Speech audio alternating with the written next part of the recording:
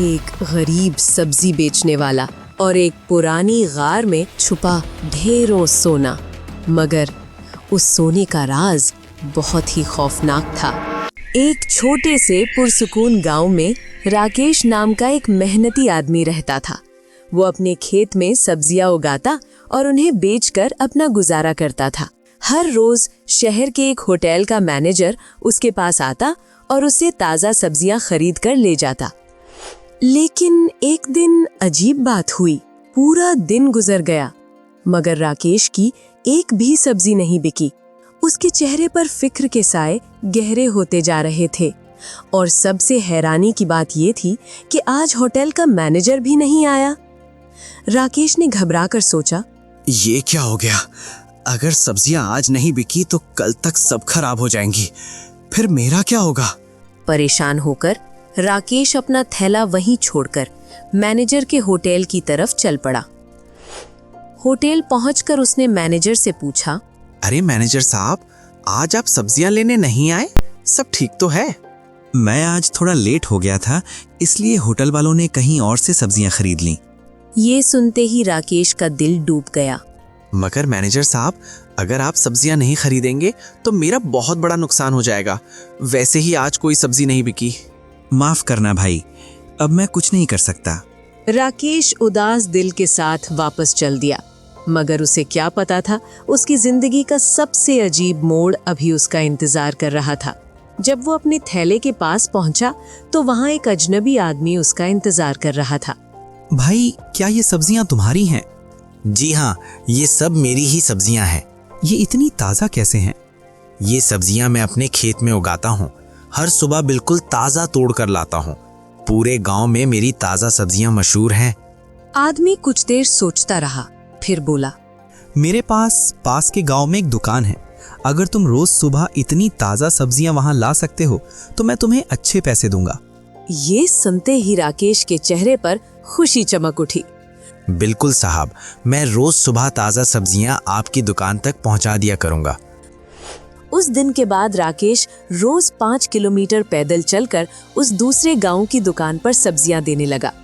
सफर लंबा था मगर मुनाफा भी ज्यादा था, इसलिए राकेश खुशी खुशी ये मेहनत करता रहा। मगर एक दिन जब वो सब्जियां देकर वापस आ रहा था, अचानक तेज बारिश शुरू हो गई।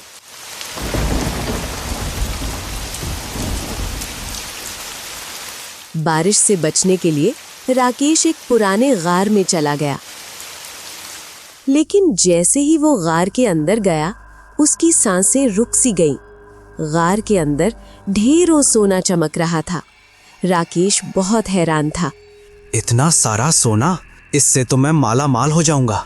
तभी अचानक अंधेरे से एक बूढ़ी औरत सामने आई। इस सोने का कोई मालिक नहीं, कोई भी इसे ले जा सकता है, लेकिन याद रखना, जो भी इसे ले जाएगा उसे भारी कीमत चुकानी पड़ेगी। आप कौन हैं और कौन सी कीमत? और ये कहकर वो अचानक गायब हो गई। राकेश गहरी सोच में डूब गया। या अल्लाह, अगर ये बात सच हुई तो? नहीं, मुझे ये सोना नहीं चाहिए। मेरा काम ठीक चल रहा है और मैं अपनी मेहनत की रोटी खाता हूँ। ये सोचकर उसने सोना वहीं छोड़ दिया और गार से बाहर निकल गया। मगर उसे बिल्कुल अंदाजा नहीं था कि असली मुसीबत अब उसका इंतजार कर रही है। जब राकेश अपने गांव पहुंचा तो उसने देखा उसके खेत की सारी सब्जियां बर्बाद हो चुकी थीं। सब्जियां जमीन पर बिखरी हुई थी, जैसे किसी ने जानबूझकर सब कुछ तबाह कर दिया हो। राकेश का दिल टूट गया। ये किसने किया? मैंने किसी का क्या बिगाड़ा है? तभी उसका पड़ोसी महेश वहां से गुजरा। महेश भाई, मेरे खेत का ये हाल किसने किया? महेश ने अफसोस से कहा, सुबह सेठ का बेटा अपने बैल यहाँ छोड़ा हुआ था। बैल ने पूरा खेत तबाह कर दिया। मैंने देखा था, मगर तुम जानते हो वो कितना बदतमीज है, इसलिए मैंने उसे कुछ नहीं कहा। ये सुनकर राकेश का खून खौल उठा और वो सीधा सेठ के घर की तरफ चल पड़ा। वहां पहुंचकर उसने सेठ से कहा, सेठ जी, आपके बेटे के बैल ने मेरा पूरा खेत बर्बाद कर दिया। मेरा बहुत नुकसान हुआ है। सेठ ने बेपरवाही से जवाब दिया। हाँ, उसने बताया था, बैल बेकाबू हो गया था। अब इसमें हम क्या कर सकते हैं? मगर मेरा सारा घर इसी खेत से चलता था। सेठ गुस्से से बोला। जाओ जाओ, मैं कोई नुकसान नहीं देने वाला, जो करना है कर लो। राकेश को पता था कि सेठ बहुत लालची आदमी है, इसलिए राकेश ने चाल चली।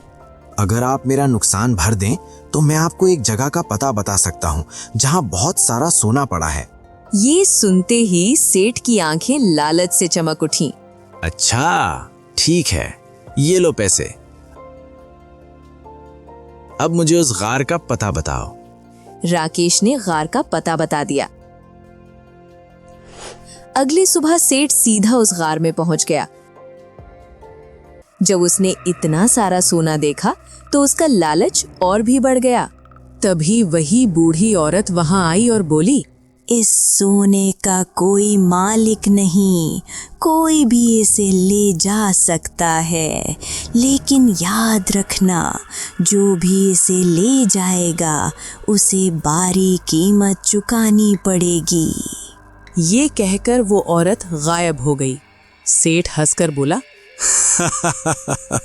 कोई बेवकूफ होगा जो इतना सोना छोड़ दे। इसके लिए तो मैं हर कीमत देने को तैयार हूँ। उसने बोरियां भर भर कर सोना जमा करना शुरू कर दिया। वक्त गुजरता गया और धीरे धीरे शाम हो गई। तभी अचानक एक डरावना राक्षस जाहिर हुआ।